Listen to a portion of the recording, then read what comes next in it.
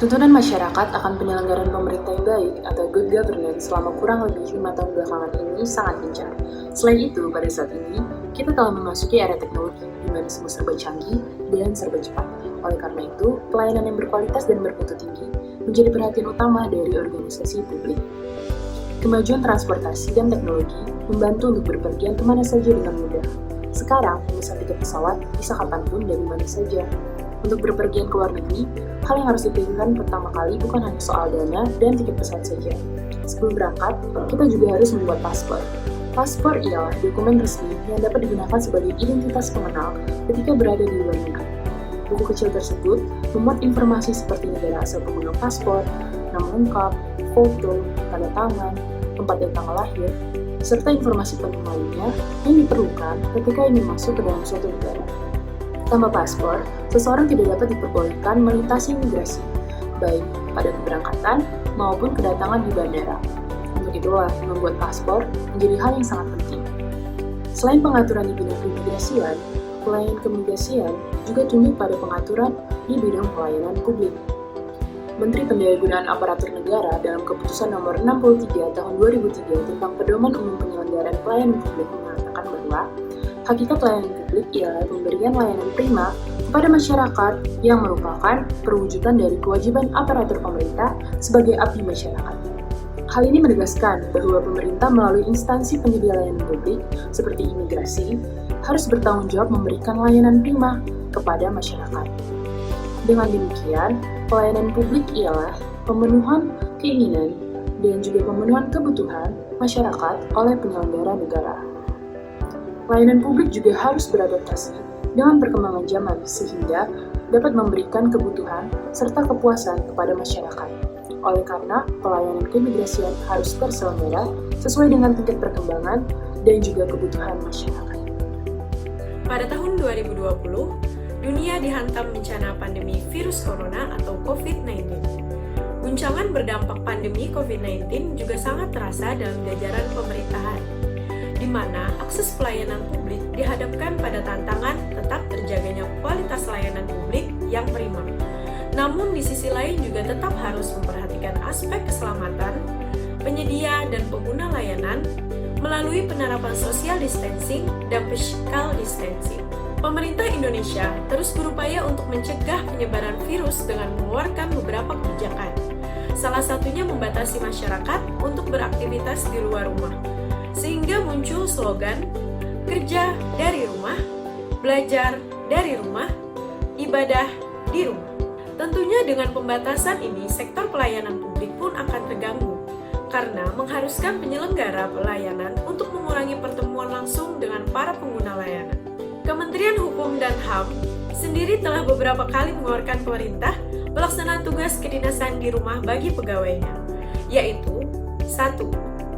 Surat Edaran Sekretaris Jenderal Kementerian Hukum dan HAM No.2/Sek.03/OT.02.02 tahun 2020 tentang pemberitahuan berdinas dari rumah atau work from home di lingkungan Kementerian Hukum dan Hak Asasi Manusia. 2.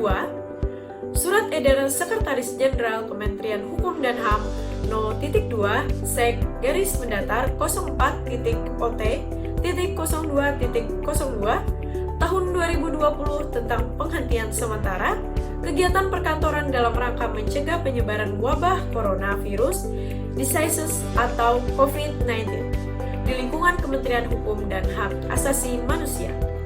3. Surat Sekretaris Jenderal Kementerian Hukum dan HAM nomor .2/Sek.02.02/16 tanggal 9 April 2020 hal pelaksanaan tugas kedinasan di rumah atau work from home dengan adanya penetapan pembatasan sosial berskala besar atau PSBB di lingkungan Kementerian Hukum dan Hak Asasi Manusia.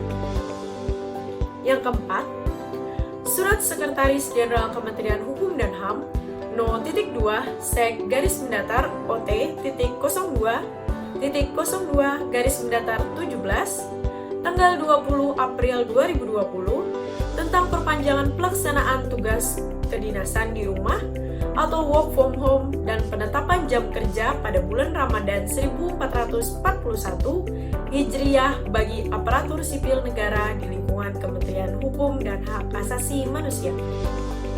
5. Surat Edaran Menteri Hukum dan Hak Asasi Manusia nomor 2 M.HH-mendatar07.PR.01.03 tahun 2020 tentang Sistem Kerja Pegawai Aparatur Sipil Negara atau ASN Kemenkumham. Instruksi tersebut berdampak secara langsung terhadap pelayanan penerbitan paspor di kantor imigrasi. Imigrasi turut melakukan pembatasan layanan paspor dengan terbitnya Surat Edaran PLT Direktur Jenderal Imigrasi nomor 2 IMI-01-01-2114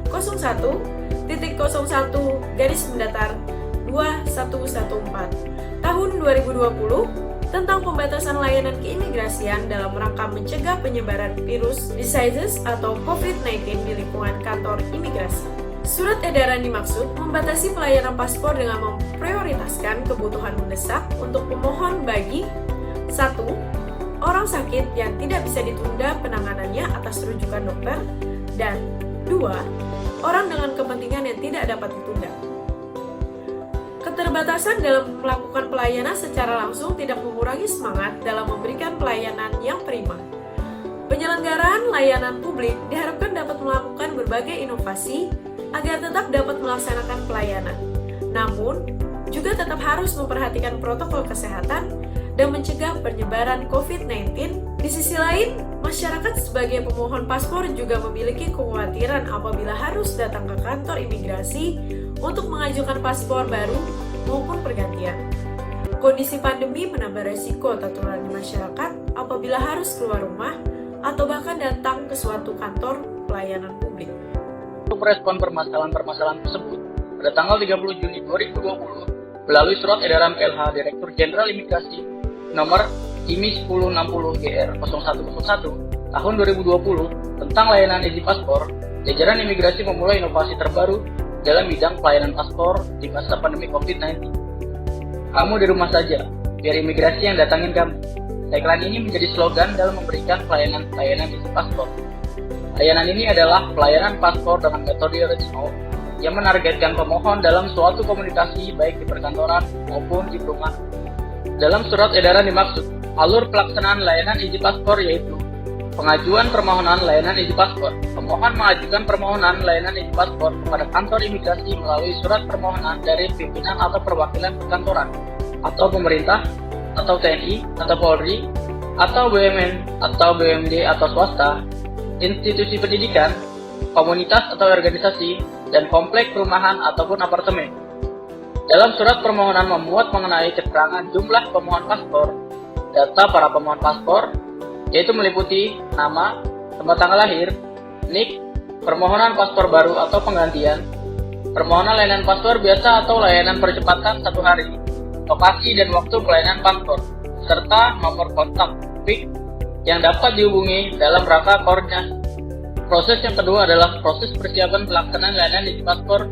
Kantor imigrasi melakukan koordinasi dengan perwakilan atau PIK pemohon mengenai teknis pelaksanaan layanan izin paspor, menyiapkan mobil layanan paspor keliling dan atau mobile unit SPRI, petugas verifikasi dan wawancara, input data, dan pengambilan biometrik, petugas supir, mesin pembayaran elektronik data capture atau edisi, apabila tersedia, serta sarana dan prasarana pendukung lainnya dalam pelaksanaan layanan izin paspor. Lalu membagi pelayanan paspor ke dalam beberapa hari kerja apabila permohonan paspor dalam jumlah yang besar. Pelaksanaan layanan izin paspor yang ketiga adalah di mana petugas layanan izin paspor melakukan penyiapan setting antrian pelayanan paspor sesuai dengan sarana dan prasarana yang tersedia pada lokasi pelayanan dalam rangka implementasi protokol COVID-19. Yang kedua adalah verifikasi berkas persyaratan dan wawancara, input data, dan pengambilan data biometrik dengan menggunakan mobile unit SPRI. Penyerahan kode billing kepada pemohon.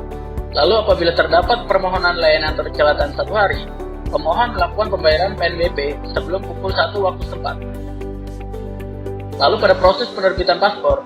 Proses penerbitan paspor dilakukan pada kantor imigrasi untuk dilakukan alokasi, adjudikasi, uji kualitas, dan pencetakan paspor. Apabila terdapat permohonan layanan percepatan 1 hari, petugas pada kantor imigrasi mengutamakan proses penyelesaian paspor tersebut. Lalu pada tahap penyerahan paspor dapat dilakukan dengan cara sebagai berikut. Yang pertama adalah dapat diambil langsung oleh pemohon paspor. Yang kedua, dapat diambil oleh perwakilan instansi atau kantor atau komunitas dengan melampirkan surat kuasa atau surat perintah dari pimpinan atau para pemohon. Atau juga dapat dikirim melalui jasa PT Pos Indonesia. Dan yang terakhir, metode penyerahan paspor dapat ditentukan dengan melakukan koordinasi bersama perwakilan pemohon.